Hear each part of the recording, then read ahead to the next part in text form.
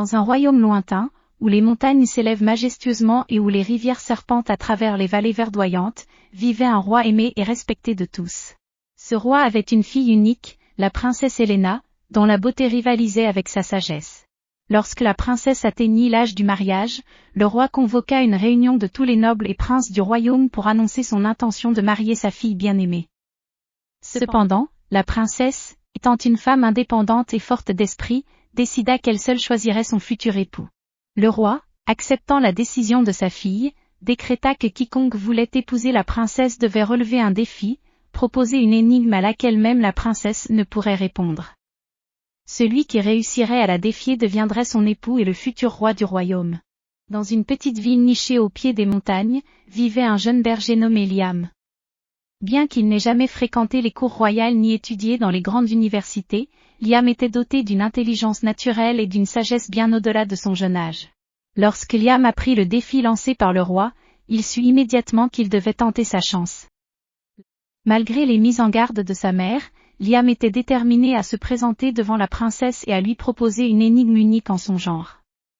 Sa mère fut profondément attristée par le destin de son fils. Bien qu'elle l'aimât tendrement, elle préférait qu'il meure en chemin plutôt que d'être condamné par le roi. Elle tenta de le dissuader de cette entreprise, mais le jeune berger persista dans sa décision. Sa mère lui prépara de la nourriture, les larmes coulant de ses yeux, sachant qu'il ne reviendrait probablement pas. Même s'il ne mangeait pas le pain empoisonné, elle était convaincue qu'il échouerait dans sa mission avec la princesse. Accompagné de son fidèle chien de berger et de son âne loyal, Liam entreprit le long voyage vers la capitale. Sur le chemin semé d'embûches, il rencontra des obstacles et des défis, mais sa détermination ne faiblit jamais. Guidé par l'espoir de réussir le défi lancé par le roi pour épouser la princesse, Liam avançait avec courage malgré ses inquiétudes.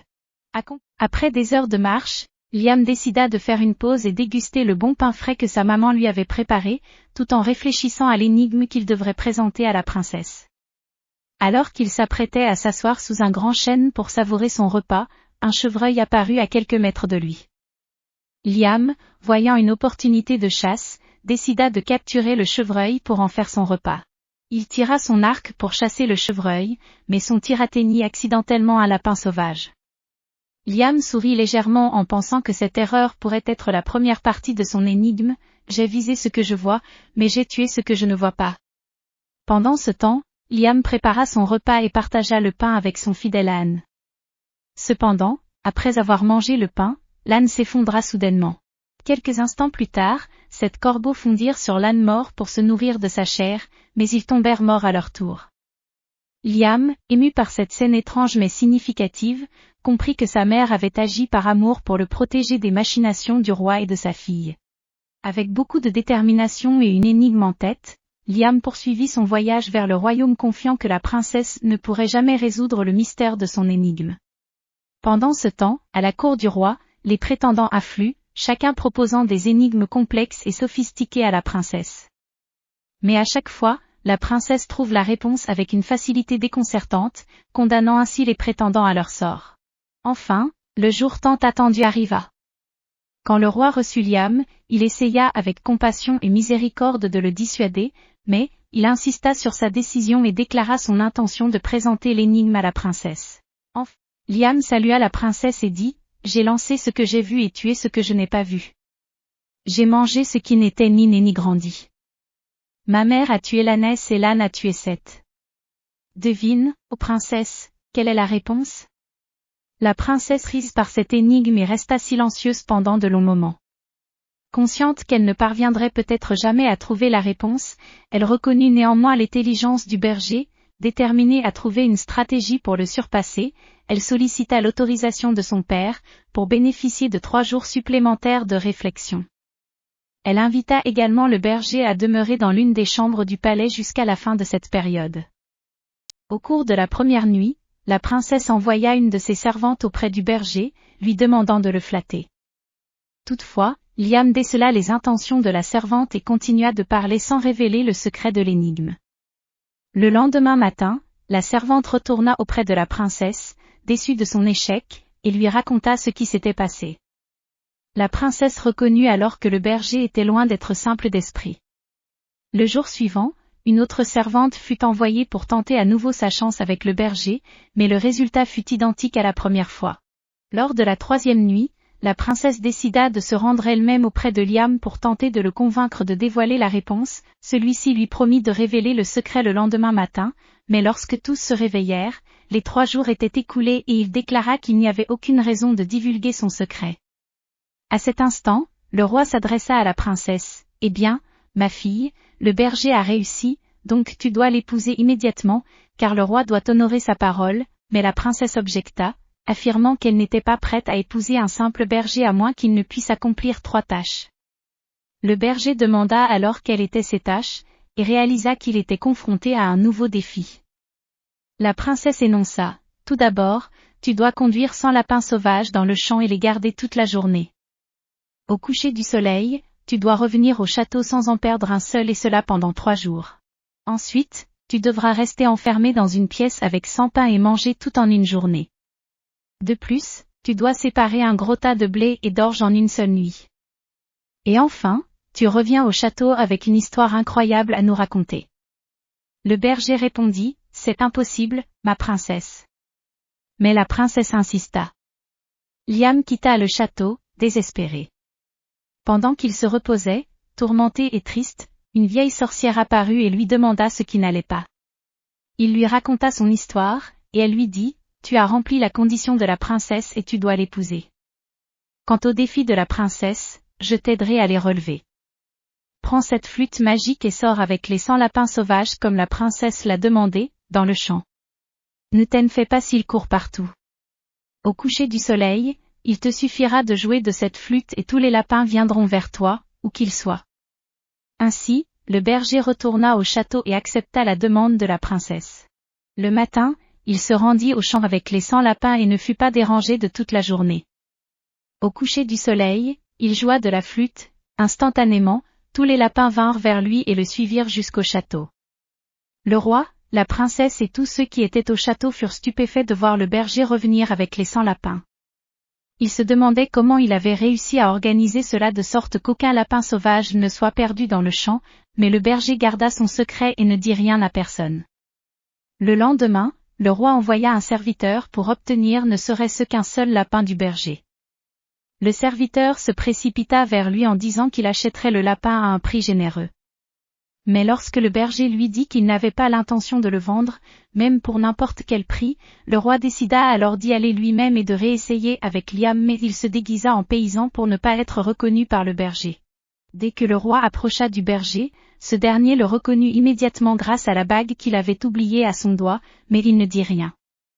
Le roi déguisé demanda au berger combien il voulait pour un lapin sauvage. Liam répondit, « Je ne veux ni argent, ni richesse, ni même de l'or.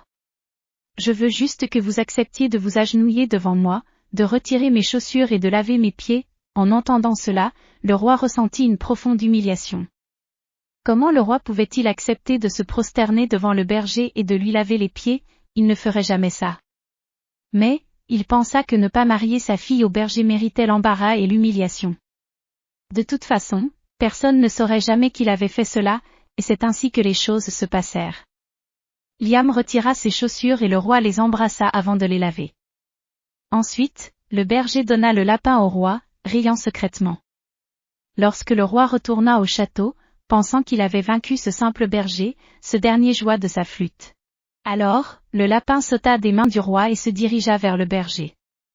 Ainsi, le roi retourna au château, humilié, ayant été vaincu par ce simple berger, et personne ne sut jamais ce qui s'était passé, gardant le secret pour lui-même.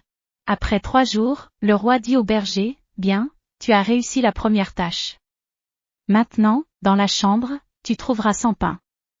Tu dois les manger tous en une journée. » Le berger entra en prison, triste et perplexe, ne sachant pas quoi faire, lorsque la sorcière apparut à nouveau et lui dit, « Ne t'inquiète pas, berger. Il te suffit de jouer de la flûte et tout viendra à toi. » Et c'est ainsi que Liam joua de la flûte, et les oiseaux ont rentré par une petite fenêtre et ont mangé le pain sans laisser une miette. La surprise fut grande des habitants du palais, mais il reste encore pour Liam un défi à relever, séparer le blé de l'orge. Liam rentra dans une chambre où il se trouve son dernier défi, triste et inquiet. La sorcière apparut et dit, « Tu pourras te reposer tranquillement pendant que les fourmis sépareront les grains de blé de l'orge. En effet, lorsque Liam se réveilla le matin, il vit 2 tas dans la chambre, le blé séparé de l'orge par les fourmis.